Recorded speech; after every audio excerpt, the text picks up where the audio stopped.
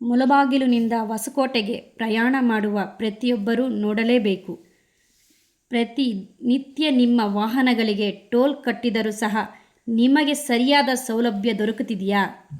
ನಮಸ್ತೆ ಸ್ನೇಹಿತರೆ, ಇದು ಕೋಲಾರ ಡಿಜಿಟಲ್ ನ್ಯೂಸ್ ಕಡೆಯಿಂದ.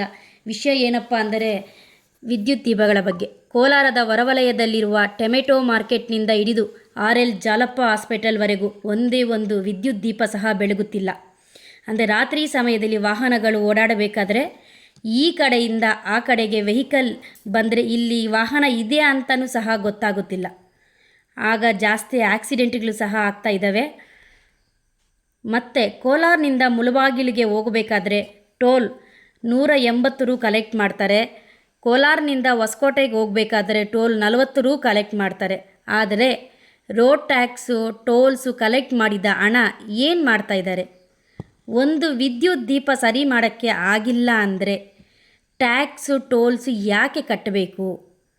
ಜನಸಾಮಾನ್ಯರ ಕಷ್ಟ ಅಧಿಕಾರಿಗಳಿಗೆ, MLAಗಳಿಗೆ, ಶಾಸಕರಿಗೆ ಗೊತ್ತಾಗುತ್ತಿಲ್ವಾ? ಯಾಕೆ ಇಷ್ಟೊಂದು ಬೇಜವಾಬ್ದಾರಿತನ ತೋರಿಸ್ತಾ ಇದ್ದೀರಿ? ರಾತ್ರಿ ಸಮಯದಲ್ಲಿ ಆಕ್ಸಿಡೆಂಟ್ ಆದರೆ, ಪ್ರಾಣ ಕಳೆದುಕೊಂಡರೆ ಅದಕ್ಕೆ ಯಾರು ಜವಾಬ್ದಾರರು? ಇದಕ್ಕೆಲ್ಲ ನೇರ ಹೊಣೆ ಸರ್ಕಾರದ್ದೇ ಆಗಿರುತ್ತದೆ. ಇದಕ್ಕೆಲ್ಲ ಕಾರಣ ರಾಜಕಾರಣಿಗಳೇ ಆಗಿರುತ್ತಾರೆ. ಜನಸಾಮಾನ್ಯರ ಜೀವನದಲ್ಲಿ ಚೆಲ್ಲಾಟ ಆಡುತ್ತಿದ್ದಾರೆ.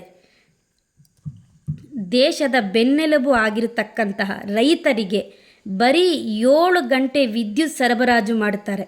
ಆದರೆ ನ್ಯಾಷನಲ್ ಹೈವೇ ಅಥಾರಿಟಿಗೆ ದಿನದ 24 ಗಂಟೆಗಳ ಕಾಲ ವಿದ್ಯುತ್ ಸರಬರಾಜು ಮಾಡಿದರೂ ಸಹ ಸರಿಯಾಗಿ ನಿರ್ವಹಣೆ ಮಾಡದ ವಿದ್ಯುತ್ ದೀಪಗಳು ಹಾಳಾಗಿದೆ. ಜನಸಾಮಾನ್ಯರಿಗೆ ಇದರಿಂದ ತುಂಬಾ ತೊಂದರೆಯಾಗುತ್ತಿದೆ.